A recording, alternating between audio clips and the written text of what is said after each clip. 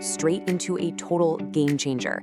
We're unpacking a concept that literally flips how we think about business success on its head, the famous blue ocean strategy.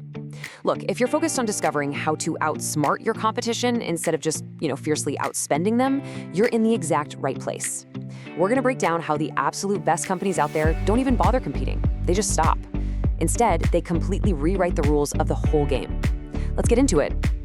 So I want you to picture the painful reality most businesses face every single day. They are trapped in a crowded, completely cutthroat market. They're stuck in this tight space where everyone is fiercely fighting tooth and nail over the exact same group of customers. Think about what that actually looks like on the ground for a second. It means constantly slashing prices just to stay relevant.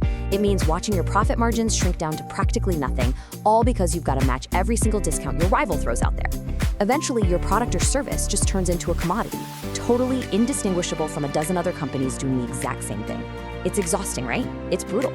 Honestly, it's just a desperate battle for mere survival, rather than focused strategic growth. Because when you're just scraping by to steal a tiny sliver of market share from a rival, you aren't innovating. All your resources are poured into marketing wars and aggressive sales tactics just to keep your head above water. You're simply bleeding. Which brings us to a massive, really pivotal question. How can businesses make the competition completely irrelevant? Just think about that. What if, instead of being stuck in that endless, exhausting slugfest for the same tired customers, you could simply create an uncontested new market of your very own? No rivals, just you. Now, that requires a complete shift in perspective. You've got to move away from a mindset of fighting and defending and embrace a mindset of creating and expanding. But how do we actually pull that off? How do we literally reframe the entire market? Well, let's dive into this paradigm shift. Section 1, red versus blue oceans. The paradigm shift. Okay, so in traditional business strategy, we have what academics and practitioners call red oceans. And they call them red because, well, the water is literally bloody from intense cutthroat competition. In a red ocean, the industry boundaries are rigidly defined and everyone just accepts them. The competitive rules of the game, everybody knows them. So companies just try to outperform their rivals to grab a bigger chunk of the existing demand. But here's the catch. As that space gets more and more crowded, your prospects for real profit and growth basically plummet. Products turn into pure commodities, and that increasing competition just turns the water bloodier. It's your classic zero-sum game. For you to win a customer, someone else actually has to lose one. But then we have this profound alternative, blue oceans. These represent all the industries that simply do not exist today. It's the great unknown market space. In blue oceans, demand isn't fought over, it's created from scratch. So you've got this massive opportunity for growth that is highly profitable and incredibly fast. Competition? It's practically irrelevant because the rules of the game simply haven't been set yet. A blue ocean is clear, it's wide open, and it is totally uncontested. You're not playing the existing game with all its annoying constraints. You're inventing a completely new one where you are the only player. You set your own terms, and you reap the massive rewards of an entirely untapped market. But to make that huge leap from the bloody red to the clear blue, we need a very specific, repeatable mechanism.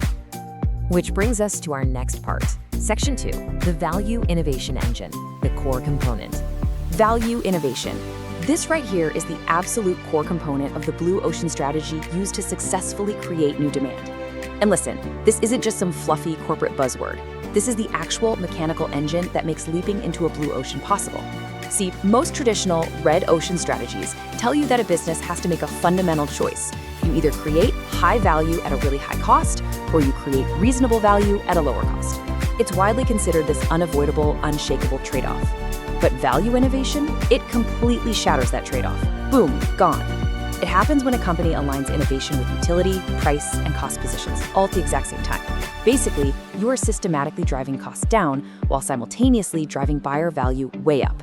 How in the world do you do that? Well, you lower costs by ruthlessly eliminating and reducing the factors that your industry has traditionally competed on. I'm talking about the things that eat up massive resources but maybe don't really add true value to the consumer anymore. And at the exact same time, you raise buyer value by elevating and creating elements that the industry has never even offered before. When you successfully execute this simultaneous pursuit of differentiation and low cost, you unlock that wide open space. You aren't just a cheaper version of the other guy, and you aren't just the premium version. You are something entirely different, completely leaving the competition behind.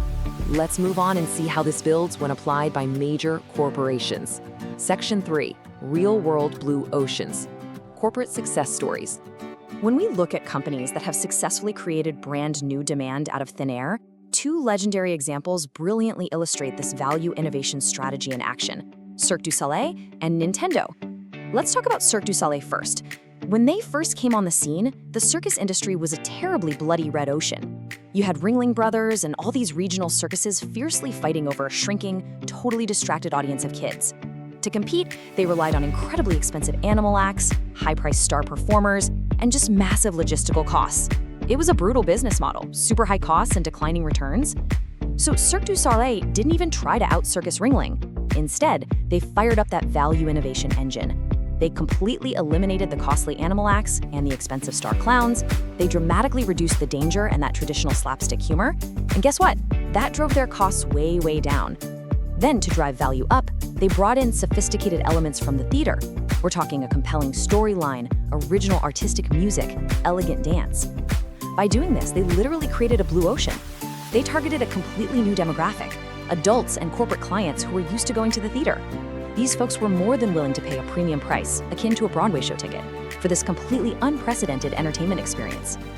Now consider Nintendo, specifically with that massive, game-changing launch of the Wii console. The video game market back then was another classic red ocean.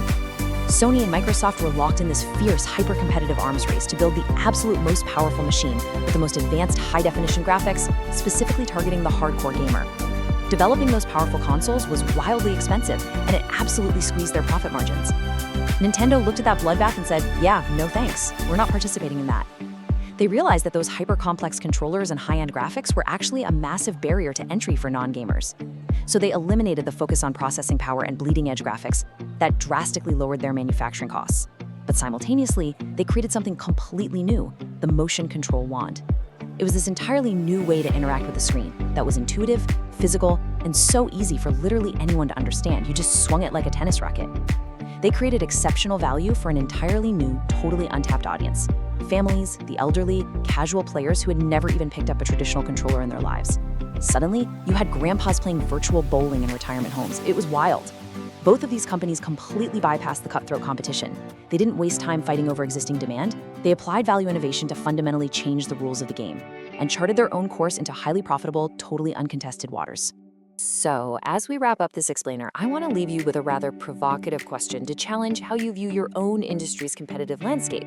Are you fighting for survival in a bloody red ocean, or are you creating your own uncontested blue ocean? Stop fighting over the scraps. Start creating.